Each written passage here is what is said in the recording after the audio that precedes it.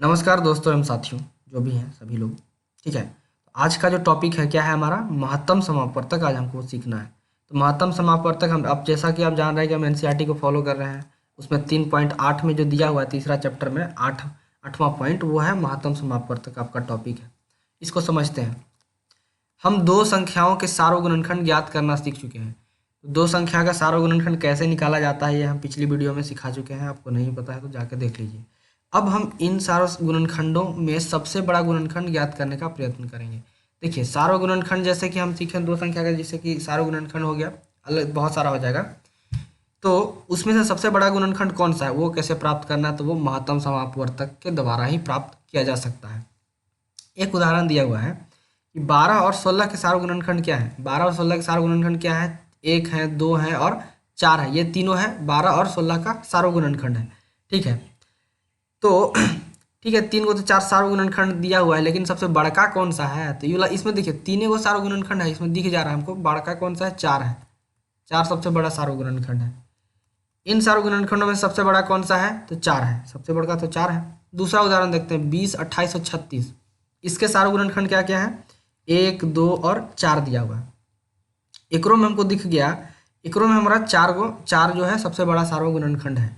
ठीक है, तो इसको प्राप्त करने का विधि को क्या कहेंगे, हम महत्तम समापवर्तक कहेंगे। इसी को हम कहते हैं महत्तम समापवर्तक, हाईएस्ट कॉमन फैक्टर। जिसका जब जब भी दो या दो से अधिक संख्याओं का सार गुणनखंड हम निकालेंगे, ठीक है, दो या दो से अधिक संख्याओं का सार गुणनखंड निकालेंगे, तो ओकरा में सबसे जो बड़का रहेगा गुणनखंड रहे ओकरा हम बोल देंगे महत्तम समापवर्तक। ठीक है, यहाँ पे अगर उदाहरण अथी परिभाषा दिया हुआ है यहाँ क्या दिया हुआ है, दो या दो से अधिक दी हुई संख्याओं के सारों गुणनखंडों में सबसे बड़ा सारों गुणनखंड इन दी हुई संख्याओं का महत्तम समापवर्तक या मतलब हाईएस्ट कॉमन फैक्टर कहलाता है। महत्तम समापवर्तक को संक्षेप में मस, ठीक है, मस कहते हैं। एचसीएफ में भी लिखते हैं। इससे महत्तम सबसे बड़ा सार्वभाजक ग्रेटेस्ट कॉमन डिवाइजर या जीसीडी भी कहा जाता है। तो ये सब किताबी भाषा ये सब कहा जाता है इसको। यहाँ पे हम उदाहरण को देखेंगे, जैसे कि एक दिया हुआ है यहाँ पे, इसको प्रयास करने के लिए बोला है, खुद से बनाने के लिए। ठीक है, फिर यहाँ पे उदाहरण क्या दिया हुआ है कि 20, 28 और 36 का मौसम ज्ञात कीजिए। तो इसका महत्तम समापवर्तक हमको प्राप्त करना है। तो सबसे पहले क्या करना है, इसका हम गुणनखंड निकाल लेते हैं। सबसे पहले सबका अलग अलग गुणनखंड निकाला जाएगा। जैसे कि 20 का गुणनखंड हम निकाल रहे हैं, तो 20 का गुणनखंड निकालने के लिए क्या होगा कि सबसे पहले सबसे छोटी संख्या से को भी भाग दे देंगे। तो यहाँ से 2 से हम इसको विभाजित किए तो कितना बार में विभाजित हुआ, 10 बार में। फिर 10 को हम फिर से विभाजित कर देंगे, तो फिर 2 से किए तो कितना बार में हुआ, 5 बार में। अब 5 को विभाजित कीजिएगा तो 5 बार में 1 बार में होगा, तो कितना आ गया इसका। तो यहाँ पे देखिए इसका गुणनखंडन लिखा गया 2, इसको लिख दिए हैं 2 गुने 2 गुने 5। इसको लिखेंगे, फिर इसको 2 गुने 2 गुने 5 ये लिखा गया है। उसी तरह से 28 का हम लिख दिए। 28 का क्या होगा, 28 को विभाजित करेंगे 2 से, सबसे छोटी संख्या 2 है। क्यों, एक तो सबसे छोटी संख्या, लेकिन एक तो सबको विभाजित कर देता है, इसीलिए हम एक को नहीं लेते हैं, इसीलिए 2 से शुरू करते हैं। तो ये 14 बार में आया। फिर 2 से विभाजित किया 14 का 7 आया, फिर 7 से विभाजित किया तो 1 आया। तो इसको भी हम लिख दिए 2 गुने 2 गुने 7। यहाँ पे 2 गुने 2 गुने 7 ये लिखा गया है। ठीक है, अब क्या हुआ, अब 36 तीन संख्या ना, एक 36 है, तो इसमें भी सबसे छोटी संख्या से विभाजित किए तो 2 हुआ। 2 से विभाजित किए तो कितना आया, 18 आया। फिर 18 को हम किससे विभाजित किए, 2 से, फिर 9 आया। फिर अब 9 को 2 से विभाजित नहीं किया जा सकता, इसीलिए हम क्या किए, 3 से विभाजित कर दिए। 3 से किए तो 3 तिया ही 9। फिर 3 को हम किससे किए, 3 से, तो कितना आया हमारा, 1 आया। अब इसी को लिख देते हैं, इसको लिखते हैं 2 गुने 2 गुने 3 गुने 3 गुने 1। तो 1 को हम नहीं भी लिखेंगे तो चलेगा। तो यहाँ पे 2 गुने 2, दोनों 2 लिखा गया, 3 3, तीनों गुना कर दिए। ठीक है, अब 20, 28 और 36 में सारों गुणनखंड क्या है, 2 है, 2 बार आ रहा है। ठीक है, अतः 20, 28 और 36 का मौसा कितना हो जाएगा, 4 हो जाएगा। यहाँ पे कैसे पता चला कि 4 हो जाएगा, अब देखिए यहाँ पे हम कैसे पता करते हैं सारों गुणनखंड। तीनों में देखिए बराबर आना चाहिए, तीनों विभाजित होना चाहिए। जैसे कि 2 से तीनों विभाजित हो रहा है कि नहीं, फिर 2 से तीनों विभाजित हो रहा है, 2 बार 2 2 आ रहा है, मतलब 4 से भी तीनों विभाजित होगा। तो इसीलिए अब जो है सबसे बड़ी जो संख्या है इसमें, इसका सार्व गुणनखंड में, तो वो कौन सा है, 4 है। 4 से तीनों विभाजित हो जाएगा। ठीक है, और सबसे बड़ा संख्या 4 ही है जिससे तीनों विभाजित हो जाएगा। ठीक है, 4 से बड़ा संख्या से विभाजित, 4 से बड़ा संख्या कुछ भी लीजिएगा तो ये तीनों विभाजित नहीं होगा। ठीक है, इसी का मतलब हो गया मस, महत्तम समापवर्तक। यहाँ पे प्रश्नावली दिया हुआ है 3.6, इसको बना लेना है। निम्नलिखित में से मसा ज्ञात कीजिए। ये से 18, 48 बहुत आसान है ज्ञात करना। यहाँ पे अगर इसको समझ में आ गया होगा ये सारा चीज़ तो अब बन जाएगा। अगला जो टॉपिक है लघुत्तम समापवर्तक, समापवर्त्य। ठीक है, लघुत्तम समापवर्त्य ये क्या है भाई? 4 और 6 के सारों गुणज क्या है? अभी यहाँ पे गुणज का बात कर रहे हैं। गुणज कहने का मतलब क्या हुआ कि मतलब अगर हम 4 का गुणज निकालना चाहें तो 4 को आप पहले 1 से भाग गुना कीजिए तो कितना आएगा? 4 आएगा। फिर 2 से कीजिए 8 आएगा। फिर 3 से कीजिए 12 आएगा। इस तरह से हम गुणज, मतलब जो भी संख्या ये सब है इसको 4 से विभाजित किया जा सकता है, ये गुणज कहलाते हैं। ठीक है, तो यहाँ पे है 4 सारों गुणज के क्या है? तो सारों गुणज कहने का मतलब क्या है? 4, जब भी 2 और 2 से ज़्यादा संख्या का सारों गुणज निकाला जाएगा तो क्या होना चाहिए कि जो भी संख्या आ रहा है वो दोनों से विभाजित होना चाहिए, 2 या 2 से। मतलब जैसे कि 4 और 6 के सारों गुणज यहाँ निकाला गया है। ठीक है, 12, 24 और 36 ये है। तो क्या हो रहा है?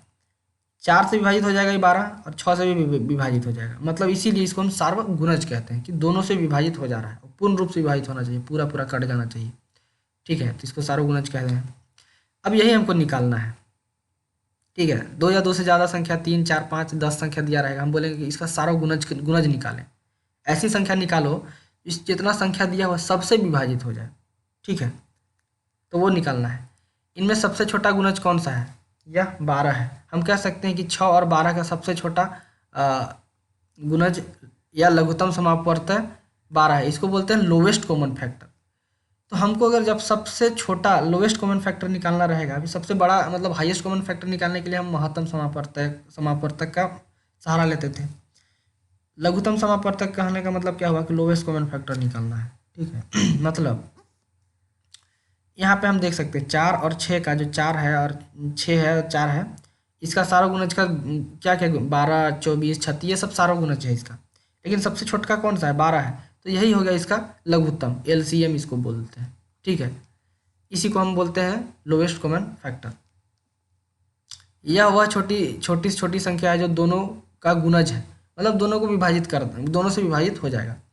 इसका एक परिभाषा है, 2 या 2 से अधिक दी हुई संख्याओं का लघुत्तम समापवर्त्य इन संख्याओं के सारों गुणजों में सबसे छोटा गुणज होता है। ठीक है, संक्षेप में इसे लस या LCM भी लिखा जाता है। सिंपल सा बात है। अगर हम निकालना चाहें 2 और 4 का गुणज निकालना चाहे तो 2 का गुणज हम निकालते हैं, कितना आएगा? 2, 4, 6, ये 2 का गुणज हो गया। 4 का गुणज हम निकालेंगे तो कितना आएगा? 4 आएगा, 8 आएगा, 12, इस तरह से आता है। तो ये वाला जो हो गया इसमें है सबसे छोटा है कॉमन फैक्टर, ये हो गया 4 हो गया। ठीक है, तो 4 इसका क्या हो जाएगा? सार लघुत्तम हो जाएगा इसको। 2 और 4 का लघुत्तम 4 आ जाएगा। ठीक है, तो ये हो गया लोवेस्ट कॉमन फैक्टर। ठीक है, लस। कुछ उदाहरण दिया हुआ है, इसको हम देख लेते हैं। जैसे यहाँ पे क्या पूछा जा रहा है, 12 और 18 का लस ज्ञात कीजिए। 12 और 18 का लघुत्तम समापवर्त्य प्राप्त करना है। हम जानते हैं कि 12 और 18 के सारों गुणज क्या क्या है? 36 है, 72 है, 108 इत्यादि है। ठीक है, इन लोग का हम सारों गुणज निकालेंगे तो क्या क्या आएगा? 36, 72, 108 आएगा। इनमें सबसे छोटा 36 है। ठीक है, आइए एक और विधि से इन्हें निकालें। तो हमको क्या करना है कि जैसे 12 और 18 जो दिया हुआ है इन लोगों का गुणनखंडन कर देना है हमको। गुणनखंडन मतलब 12 का करेंगे 2 गुने 2 गुने 3 आएगा। उसी तरह से 18 करेंगे तो 2 गुने 2 3 गुने 3 आएगा। गुणनखंडन कर दिए।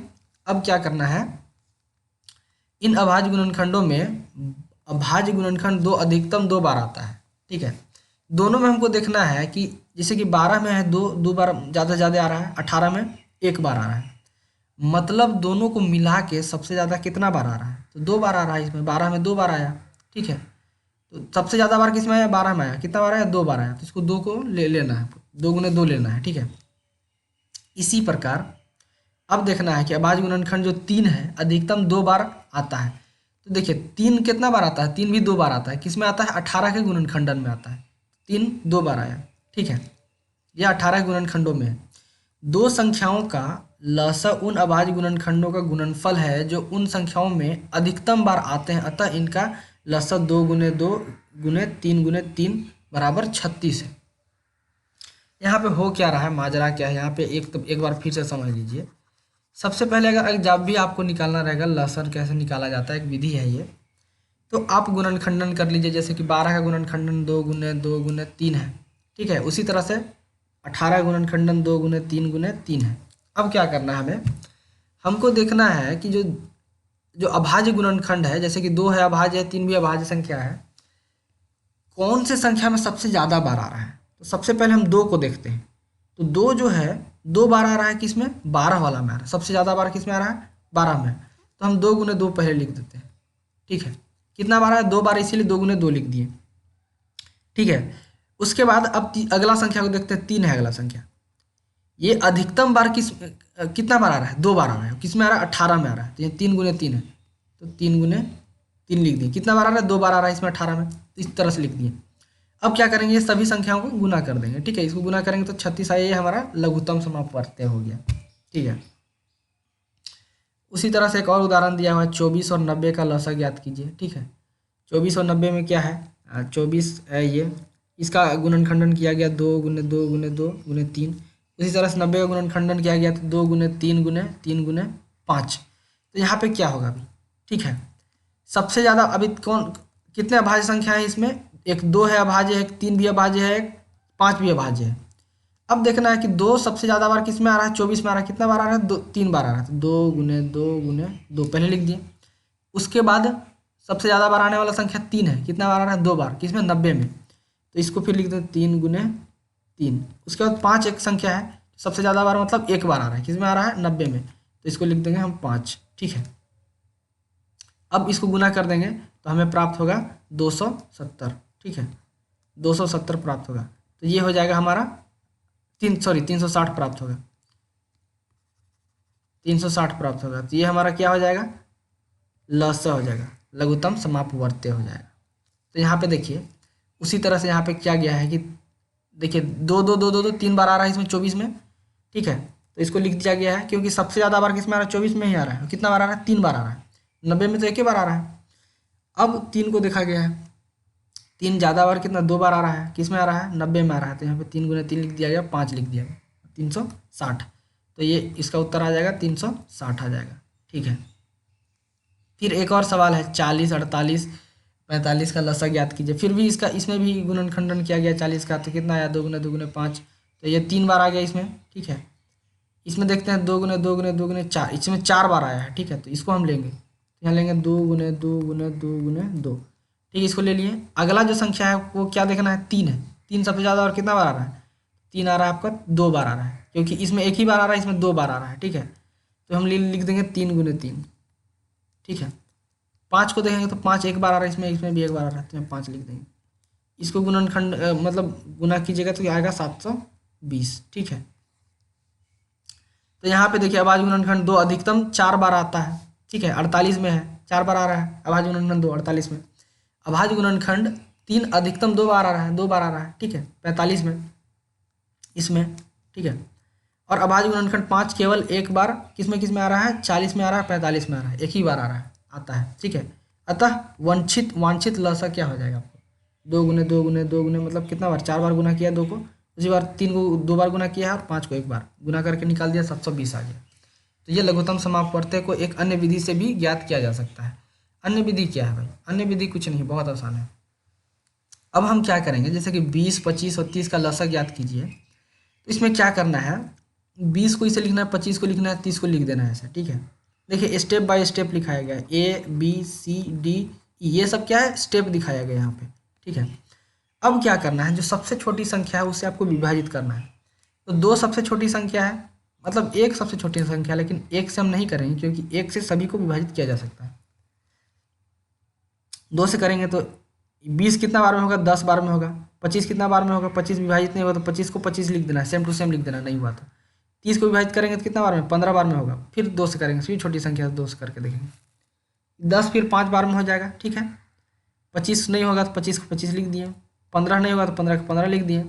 अब देख रहे हैं कि ये जो संख्या इधर बचा है ये 2 से विभाजित नहीं हो सकता है। अब अगला संख्या देखेंगे, 3 से होता है क्या, तो हाँ 3 से हो जाएगा, तो 3 से हम विभाजित करके देखते हैं। तो 5 5 तो नहीं होगा, तो 5 का 5 लिख दिए। 25 भी नहीं होगा, उसको सेम टू सेम लिख दिए। 15 हो जाएगा, तो 3 बार में होगा, 5 बार में 5 दिया 15। अब जो ये संख्या बचा है 3 से विभाजित नहीं होगा, अब ये 5 से विभाजित होगा। 5 से विभाजित किए तो 5 का 1 बार में हुआ, ये 5 बार में हुआ, ये 1, फिर 5 से विभाजित कर दिए तो 1 1 1, नीचे देखिए 1 1 1 आ जाता है। तब जब यहाँ पर 1 1 1 बचता है तो इसको गुना कर देना है, 2 गुने 2 गुने 3 गुने 5 गुने 5, तो यहाँ 2 गुने 2 गुने 3 गुने 5 गुने 5। तो इधर जो संख्या आपको प्राप्त होगा उससे उसको सबको गुना कर दीजिएगा तो आ जाएगा 300। तो ये भी लघुत्तम समापवर्त्य निकल गया। यहाँ पे लिख दिया गया है कि स्टेप 1 में क्या करना है, स्टेप 2 में क्या करना है। तो स्टेप 1 ए में जो लिखा हुआ है यहाँ पे, सबसे छोटी अभाज्य संख्या 2 में 2 से भाग दीजिए। ठीक है, सबसे छोटा जो अभाज्य संख्या उसे भाग देना है सबको। 25 जैसी संख्या 2 से विभाज्य नहीं है, इसीलिए इन्हें अगली पंक्ति में वैसा ही रख दीजिए। तो जो 25 से 2 से विभाजित नहीं हुआ तो सेम वो अगला पंक्ति में एकदम सेम टू सेम रख दिए। यहाँ पे देखिए 25 है, ठीक है। अगला फिर क्या बोलता है, पुनः 2 से भाग दीजिए, फिर सबसे छोटा संख्या से भाग देना है। इसे तब तक जारी रखिए जब तक 2 के गुणज मिलते रहे। मतलब यहाँ पे देखिए जब तक 2 का गुणज मिल रहा है तब तक आपको 2 से विभाजित करते रहना है। ठीक है, तो हमको क्या देखे थे कि इसमें 2 का गुणज कौन कौन सा है, 20 है और 30 है। 2 का गुणज मिल गया इसमें, तो हम फिर 2 से विभाजित कर दिए। अभी फिर देख रहे हैं इसमें 2 का गुणज क्या है, 10 है, फिर से कर रहे हैं। ठीक है, तो 10 के बाद हम देख रहे हैं इसमें 2 का गुणज कुछ भी नहीं है, तो हम दो से नहीं कर रहे हैं। इसमें 2 का गुणज नहीं है, कुछ नहीं है, तीनों नहीं है, तो हम 2 से हटा देते हैं। अगली अभाज्य संख्या 3 से भाग दीजिए, फिर 2 का गुणज खत्म हो जाएगा तो अगली अभाज्य संख्या 3 से भाग देना है, फिर 5 से भाग देना है, इस तरह से करना है। तो आपको यहाँ पे देखना है, ठीक है, ये जो इसे सजा के रखे हैं, तो यहाँ पे आपको सबसे पहले देखना है किसका किसका गुणज है। ठीक है, यहाँ पे पहले हम देखे थे कि 2 का गुणज है, इसीलिए 2 से विभाजित करना शुरू किए। अगर शुरू में ही 2 का गुणज नहीं रहता, अगर 3 का रहता तो हम 3 से शुरू करते, 2 से शुरू नहीं करते। अगर 5 का सिर्फ रहता तो 5 से शुरू करते हैं। ठीक है, लेकिन एक भी गुणज अगर 2 का मिला तो हम कर देंगे। ठीक है, तो चल लसा इस तरह से निकालने का आसान तरीका है। जनरली यही तरीका लोग अपनाते हैं, आराम से इससे करते हैं। ठीक है, अगला है कुछ उदाहरण देख लेना है हमको। किसका उदाहरण देखना है, मसा और लसा पर कुछ उदाहरण। ठीक है, हमें अनेक स्थितियों का सामना करना पड़ता है जहां हम लसा और मसा की कल्पनाओं का प्रयोग करते हैं। हम इन्हें कुछ उदाहरणों की सहायता से समझेंगे। ठीक है, यहाँ पे क्या है कि हम जैसे कि हम लोग डेली लाइफ में रोज़मर्रा की ज़िंदगी में हम लघुत्तम महत्तम समापवर्तक का इस्तेमाल बहुत करते हैं। हमको इस तरह का परेशानियों से गुजरना पड़ता है। ठीक है, तो हम कहाँ पे कैसे करेंगे वो हमको देखना है, समझना है, वहाँ पे उसके बाद करना है। तो एक उदाहरण जो है 12 नंबर उदाहरण जो दिया हुआ है, यहाँ पे क्या दिया है कि 2 गो टैंकर है में क्रमशः 850 लीटर और 680 लीटर मिट्टी का तेल आता है। ठीक है, 2 गो टैंकर है, एगो में कितना आता है 850 लीटर और एगो में 680 लीटर का मिट्टी का तेल रखा जा सकता है। उस बर्तन की अधिकतम धारिता कैपेसिटी ज्ञात कीजिए जो इन दोनों टैंकरों को तेल को पूरा माप दे। अब देखिए यहाँ पे अब क्या करना है, यहाँ पे समस्या क्या है, 2 गो टैंकर है, एगो टैंकर में कितना तेल आ रहा है 850 आ रहा है और एगो टैंकर में कितना तेल आ रहा है 680 आ रहा है। तो हमको एक ऐसा बर्तन लेना है। ठीक है, एक ऐसा बर्तन लेना है जिससे अगर हम इस टैंकर को खाली करना शुरू किए तो पूरी तरह से खाली किया जा सकता है। मतलब क्या हुआ कि एगो मान लीजिए कि एगो ये बर्तन हम ले लिए इसे। ठीक है, ये वाला बर्तनवा से हम एक में से तेलवा निकाल रहे हैं। हम तेलवा अगर निकालेंगे तो पूरा भर भर के निकालेंगे ना, तो ख़त्म होना चाहिए। ऐसा नहीं कि आखिरी में इतना थोड़ा सा तेल बचेगा कि आधे भरेगा, ऐसा नहीं होना चाहिए, पूरा भर के खाली होना चाहिए। और यह कपवा से एकरो तेल निकालेंगे तो एकरो तेलवा जो है यह पूरा भर के निकलना चाहिए, आधा नहीं बचना चाहिए लास्ट में। कहने का मतलब क्या हुआ कि एक ऐसा बर्तन प्राप्त करना है हमको, कितना लीटर का बर्तन होगा जो ये दोनों टैंकर को पूरी तरह से खाली कर देगा। ठीक है, या फिर पूरी तरह से भर भी देगा अगर नहीं रहता है तो। अभी देखिए यहाँ पे करते हैं, इसको हल क्या करते हैं, सवाल समझ में आ गया। वांछित बर्तन को दोनों टैंकरों के तेल को पूरा मापना है। ठीक है, एक बर्तन है जिसको दोनों टैंकरों को तेल को पूरा तरह से अच्छी तरह से मापना है। अतः इसकी धारिता दोनों टैंकरों की धारिताओं का एक पूरा विभाजक होगा। ठीक है, तो दोनों टैंकरों को पूरी तरह से विभाजक होगा। साथ ही इसकी धारिता अधिकतम भी होनी चाहिए। ठीक है, अधिकतम होनी चाहिए। अतः ऐसे बर्तन की अधिकतम धारिता 850 और 680 का मौसा होगी। ठीक है, महत्तम समापवर्तक हमको निकालना है। हम बोले थे कि क्या होता है जब भी कॉमन फैक्टर हम निकालते हैं, जैसे कि 4 और 6 का हाईएस्ट कॉमन फैक्टर निकाले थे, तो इसका महत्तम समापवर्तक निकाले थे। तो इसमें हाईएस्ट कॉमन फैक्टर क्या हो सकता है? 2 हो सकता है। ठीक है, 2 से विभाजित कीजिएगा, 2 से दोनों विभाजित हो सकता है। 2 से विभाजित भी होना चाहिए और दोनों बड़ा भी होना चाहिए। उसी तरह से 12 और 16 का निकाले थे इस तरह से। तो ये दोनों को महत्तम समापवर्तक निकालना है, मतलब एक ऐसा निकालना है जो पूर्ण रूप से विभाजित भी हो जाए, दोनों को कर दे, और सबसे बड़ा भी होना चाहिए। ठीक है, ये निकालना है, सार्वगुणनखंड हमको प्राप्त करना है। महत्तम निकालने का विधि हमको मालूम था कैसे निकालना है, बहुत आसान है। तो ये सबसे पहले 850 को सबसे छोटी संख्या से विभाजित करेंगे 2 से, फिर अगला देखें कि ये गुणज है क्या, फिर 5 से विभाजित करेंगे। इस तरह से विभाजित करके महत्तम निकाला जा सकता है। फिर 680 का महत्तम इस तरह से निकालेंगे। ठीक है, दोनों को इस तरह से निकाल लिया जाएगा। उसके बाद हम यहाँ पे लिख देंगे, दोनों का गुणनखंडन को लिख देंगे। फिर देख रहे हैं दोनों में 2 आ रहा है, दोनों में 5 आ रहा है, दोनों में 17 आ रहा है। तो इसका सार्वगुणनखंड क्या हो गया? 2 हो गया, 5 हो गया और 17 हो गया। ठीक है, तीनों इसका सार्वगुणनखंड हो गया। ठीक है, अब क्या करना है कि इसका महत्तम क्या हो जाएगा? 2 गुने 5 गुने 17, मतलब 170। 170 लीटर का जो बर्तन होगा वो दोनों टैंकर को 850 और 680 वाला को दोनों को पूरी तरह से भर देगा। ठीक है, इसमें अगर डालेंगे 170 लीटर का बर्तन से तेल चाहे पानी कुछ डालेंगे तो एक पूरा तरह से भर देगा। ठीक है, तेल डालेंगे तो अतः वांछित बर्तन की अधिकतम धारिता 170 लीटर है। यह पहले बर्तन को 5 बार में, दूसरे बर्तन को 4 बार में पूरा माप देता है। देखिए, आप जब भी इस तरह का ये निकालिएगा तो आप सबसे पहले क्या कीजिए, अगर नहीं आपको समझ में आ रहा है, महत्तम निकालने के बाद आपको चेक करना है, जांच करना है कि सही निकाले हैं कि नहीं, गलत निकाले हैं, तो जो भी महत्तम निकालिएगा, जैसे कि हम देखें कि 850 और 680 का महत्तम कितना आया? 70 आया, 170 आया।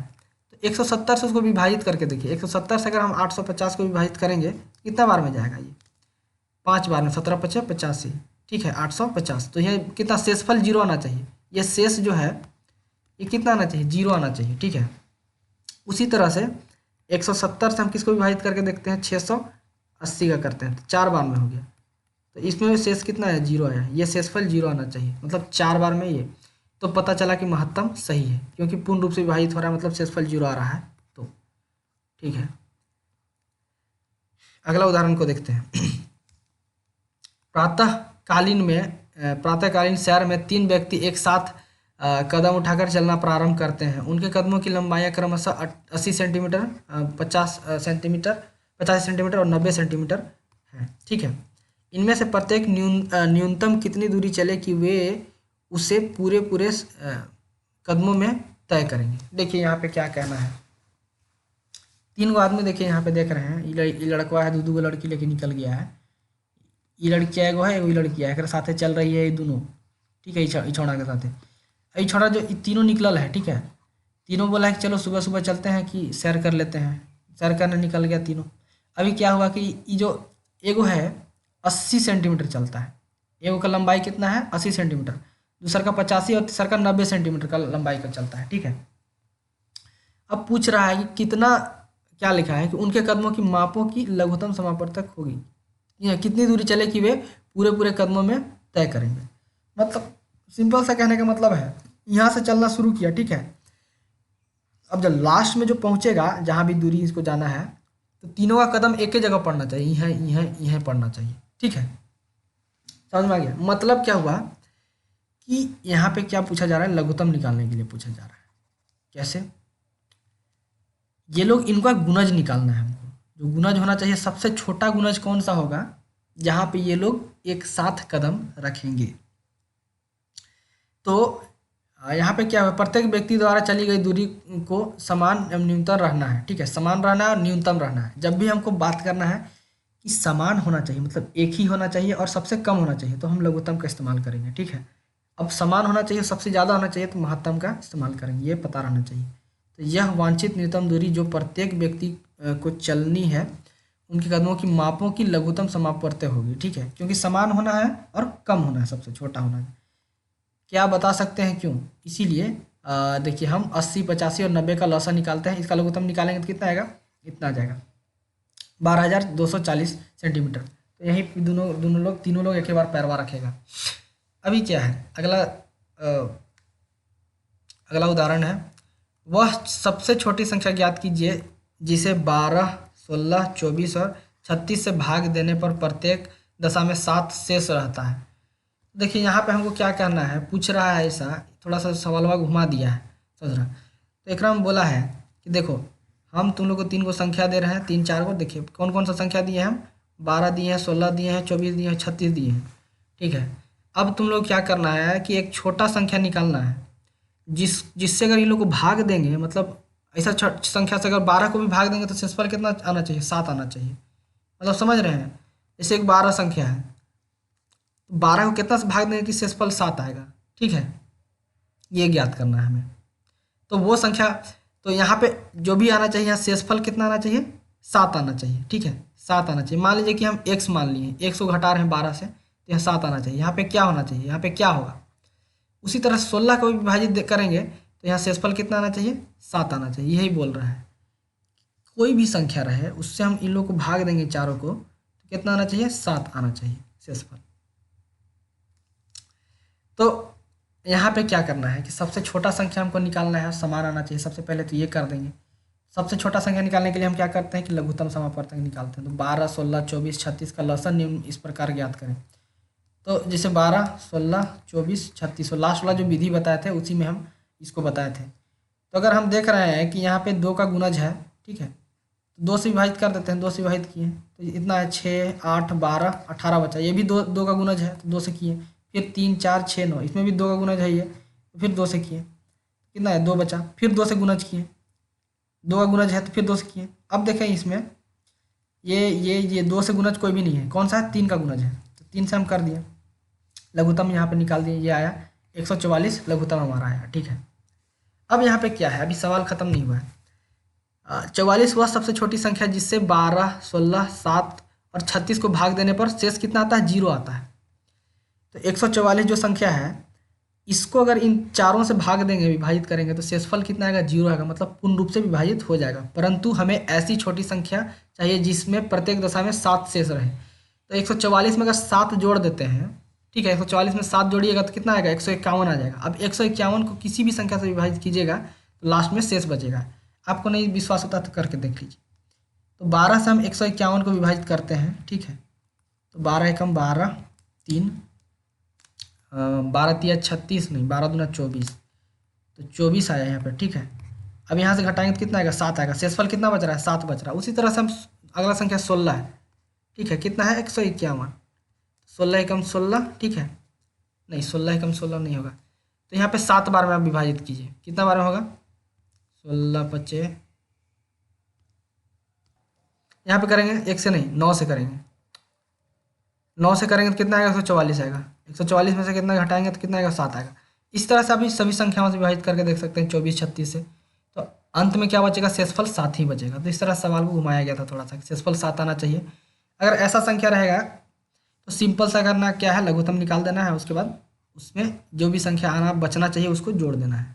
यहाँ पे प्रश्नावली 3.7 दिया हुआ है, इसको बना के लाना है अगली बार से, ठीक है। सारा क्वेश्चन आसान है, जो भी जितना भी इतना समझ में आया है बहुत ईजी है, ठीक है। हमने क्या चर्चा किया, ये चैप्टर ख़त्म हो गया है, अगली बार से अगला चैप्टर शुरू किया जाएगा।